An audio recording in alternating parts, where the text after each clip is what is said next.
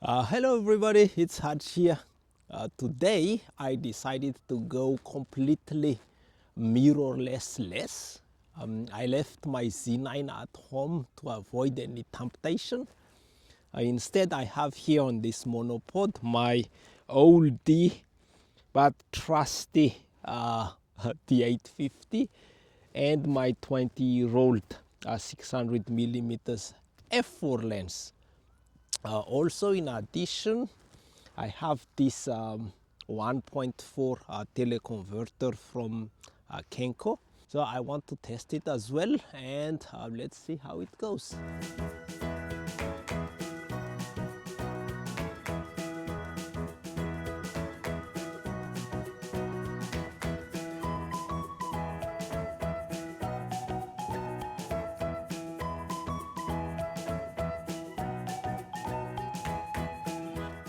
The main features that set Nikon's mirrorless cameras apart from their DSLR counterparts are in-body image stabilization, higher frame rates, live exposure through the viewfinder, and of course the autofocus system.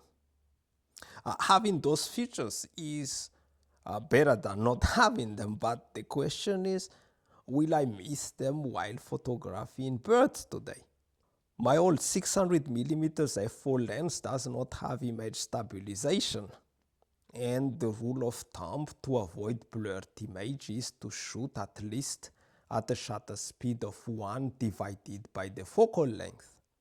So I should use then at least 1 per 600th of a second with my 600 millimeter lens.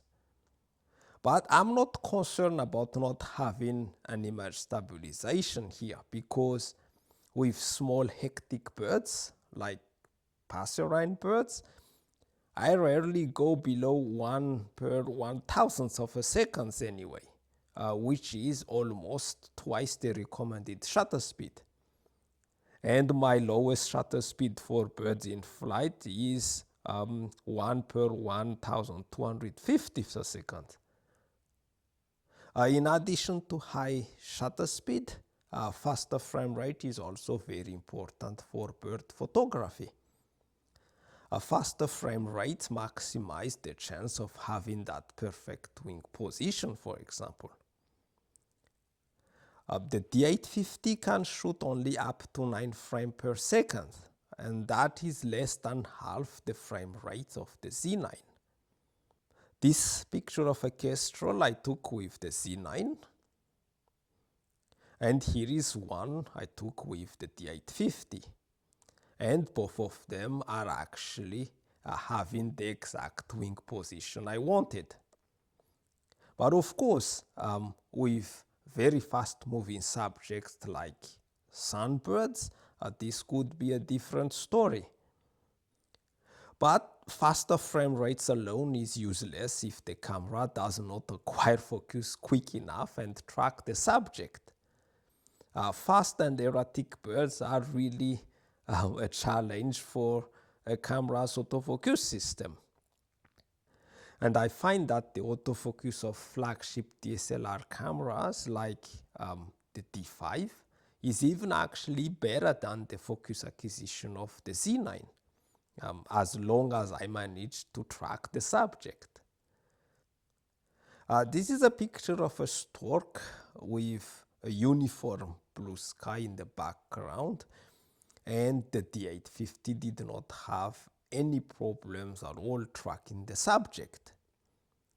With a very fast and predictable small birds, however, it all depends on the skill of the photographer.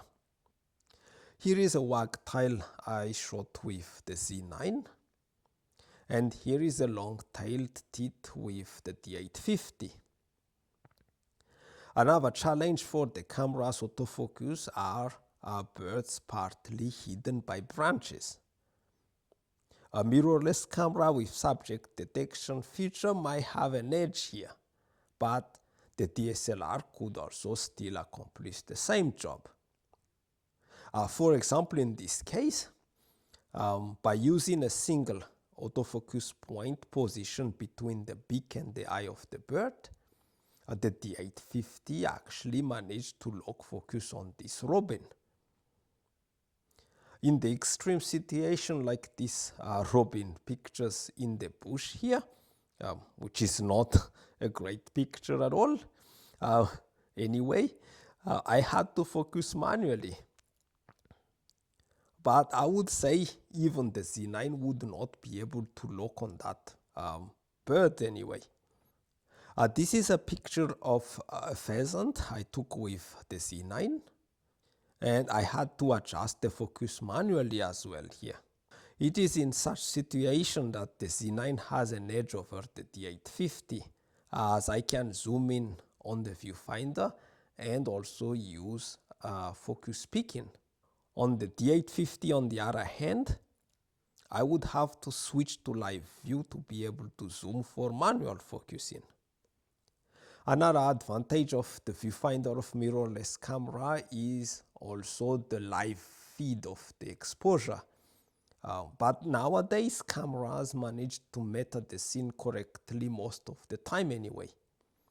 Only some tricky light conditions fool the metering system.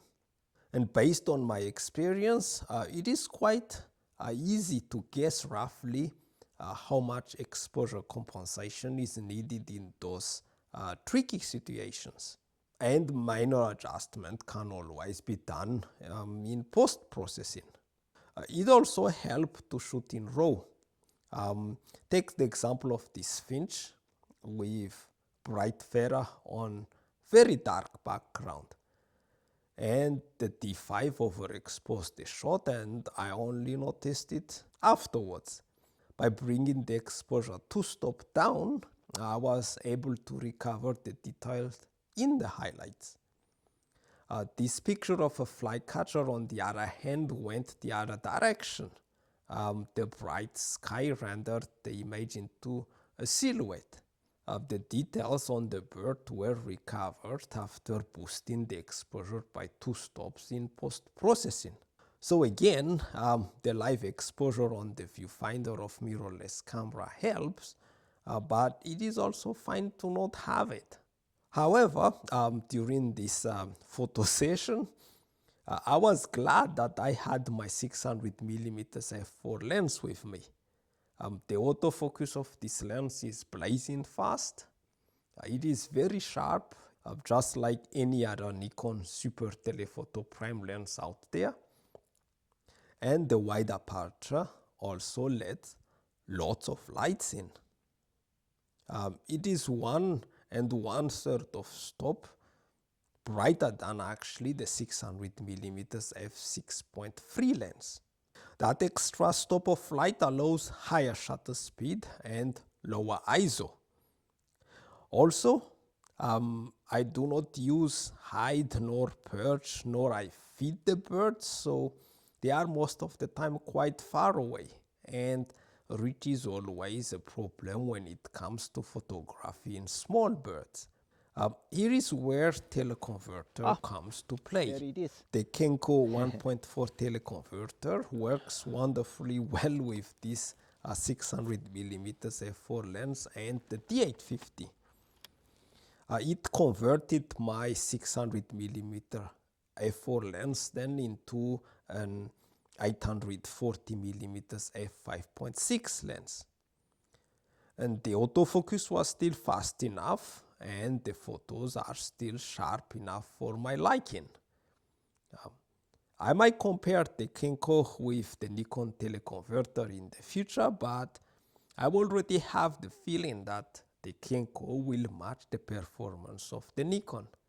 So that was my day without mirrorless camera, and I just say I did not miss the Z9 at all.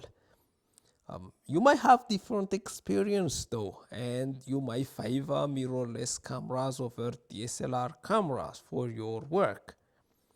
I would like to hear from you. Share it in the comment below. It will also help fellow photographers with their purchase decision. And that's it for this video. And until next time then, bye. I think it's time to go home now. I'm feeling cold already.